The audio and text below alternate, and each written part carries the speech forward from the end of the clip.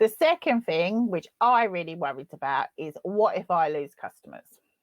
And this happens if you start out with your pricing too low, which a lot of us do. And I started out with very, very low pricing.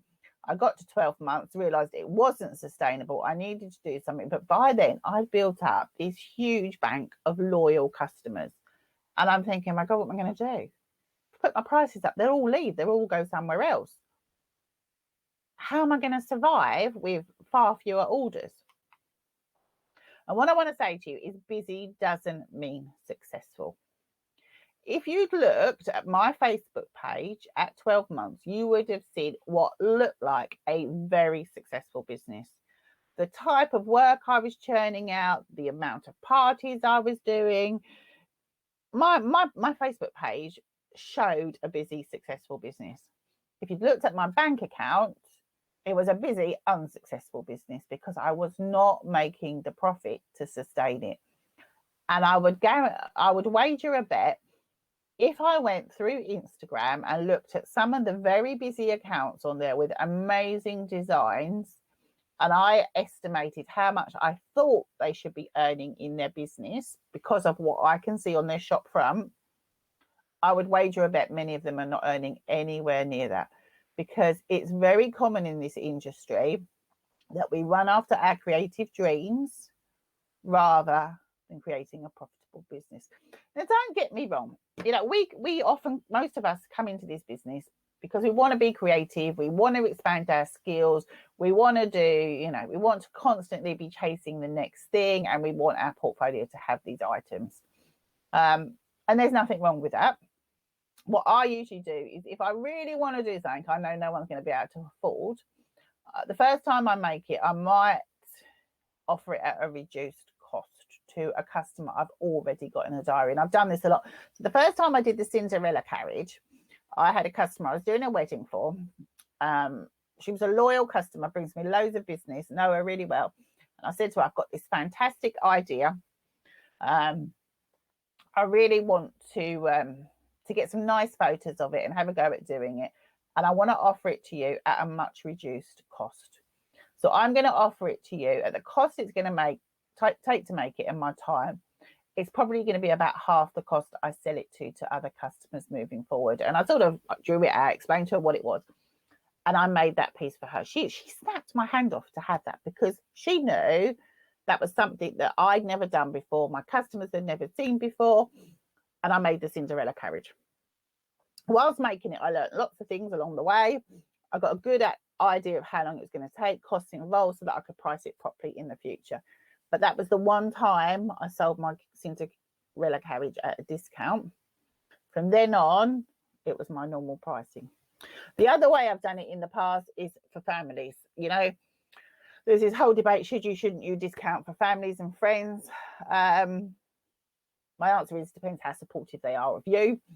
So if they're, close family and friends, and you feel that they give you value in your life, then probably nothing wrong with that. But what I do is, with all family and friends, they don't get to dictate. They can tell me the theme and that's it. And often my new pieces are done for family members so that I get it as a portfolio piece. So it doesn't mean that you can't fulfill your creative needs and your dreams and your desires from a balloon point of view. But at all times, you need to be thinking as a business owner. And lots of the businesses out there that look successful, because they're busy, are not necessarily having the bank balances that they should have.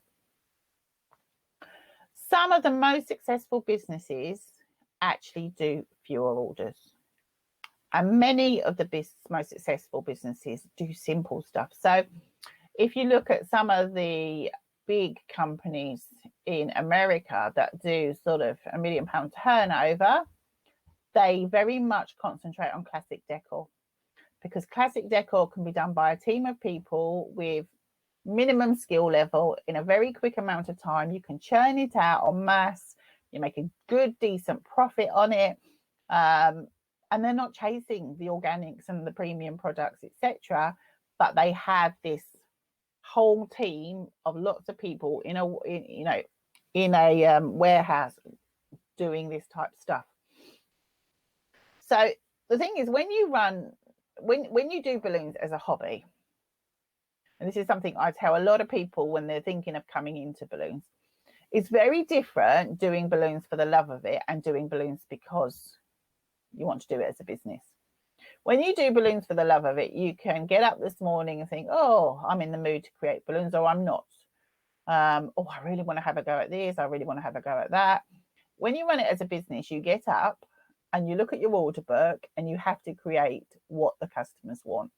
And it's very, very different. And it's something that I struggled a little bit when I went from hobby to business, because sometimes I got a bit bored doing the same old designs. And what you put out there is what people buy. So what they can see is what people buy.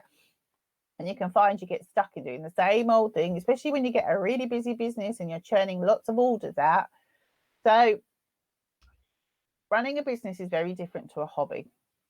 And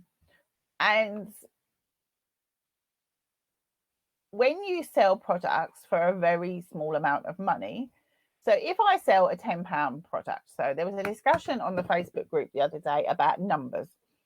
And someone said, oh, well, I sell a number on a cluster for £10.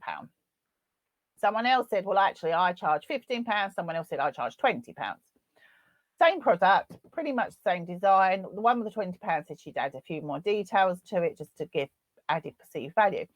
But what you've got to remember is if you're selling something for £10, you've got to sell 100 of those to make £1,000. If you're selling it for £20, you've only got to sell half the amount. You've got to sell 50 of them. So if you think about how long it takes to make that design, you've now freed up half your time, and you can spend that time creating other orders or quality time with your family. But it's not just the amount of time to make that design, it's also the marketing, going out. You've got to make £1,000 on a £10 product, you've got to get out there and find 100 customers for that product. It's much easier to sell a £50 product and only have to spend half the amount of time finding 20 customers to pay the same amount of money. So you've got to think as a business owner about what is your target that you want to earn in your business to make it a sustainable business that's going to pay for your lifestyle, and how much time have you actually got to make the products and get out there and find the customers for those products. And often we don't think that way in this industry, because the more profit you make from each order, the less you have to do to achieve the same goal. So that being said, your mind monkeys are still going, but I'm going to lose customers. And yes, you will.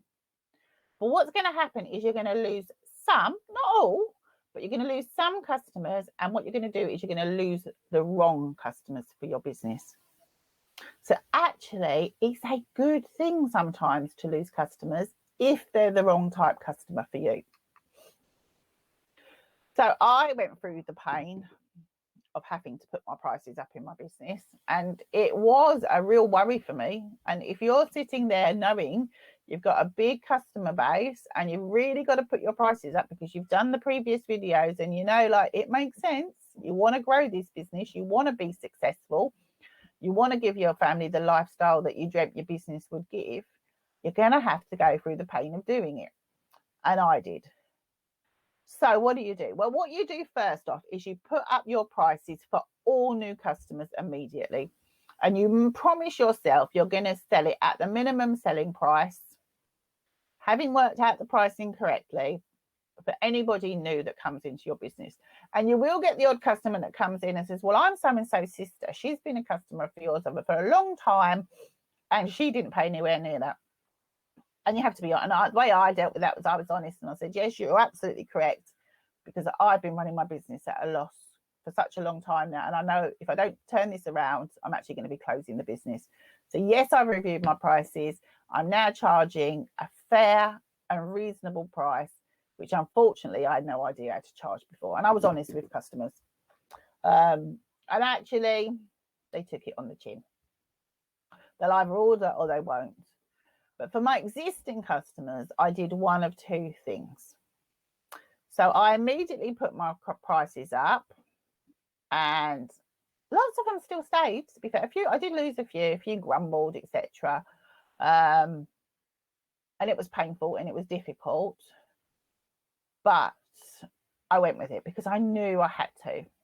But there was a couple of customers who bought me an awful lot of business in from other people, or they were a corporate business that ordered multiple times a year.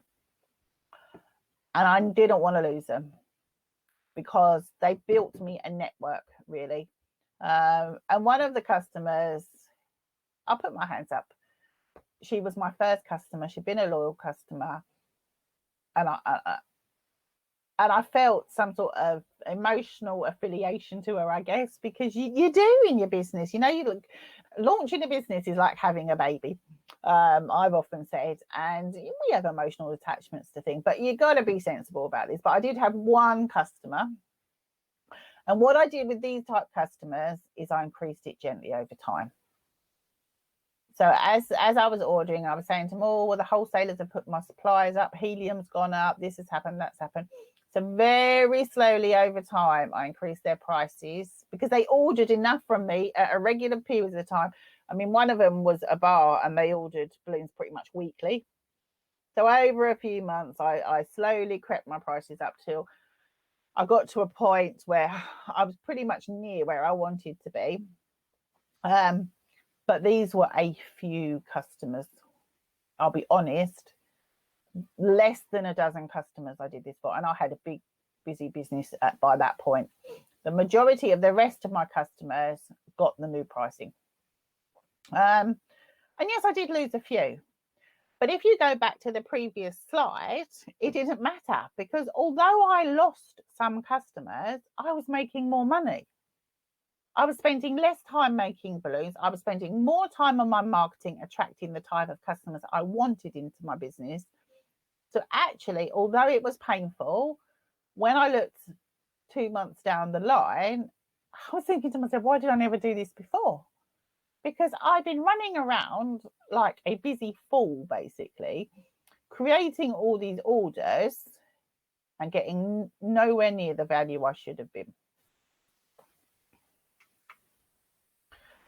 My one thing to you, though, is to say the sooner you do it, the easier it will be. Because if you wait 12 months like I did, and you've got a big bank of loyal customers, it's far more painful.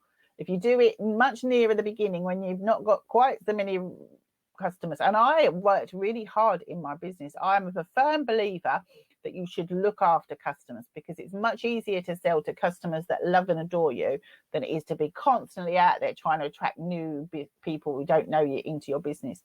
So I built up a real loyal network.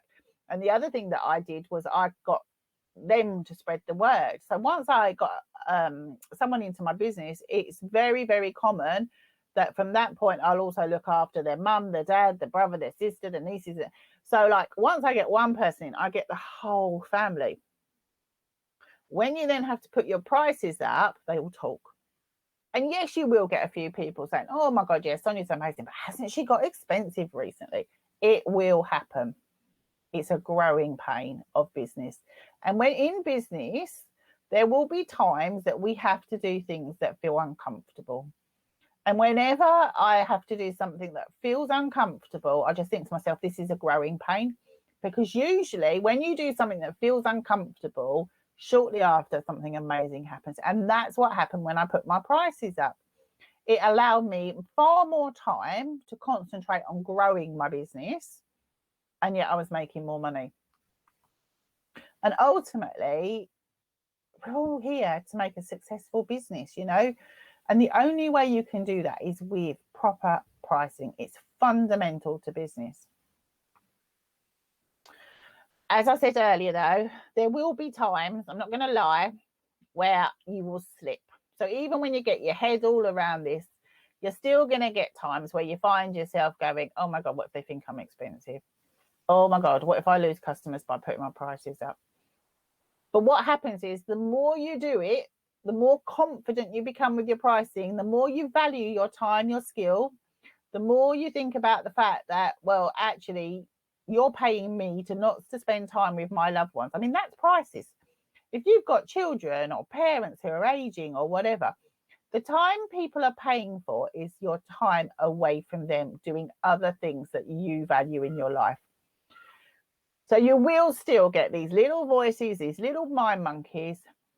But if you continue to work on your mindset, what happens is you go, okay, that's a mind monkey. I'm going to like flick you away and I'm going to move forward, because I know that you're just my subconscious trying to keep me safe, because it means I'm going to do something that's a bit uncomfortable.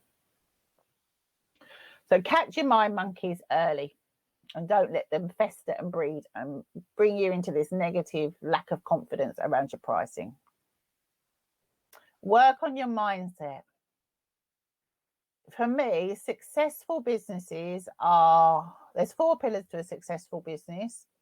So it's about having the understanding about how to grow your business, knowing what the destination is and how you're going to get there. Mindset.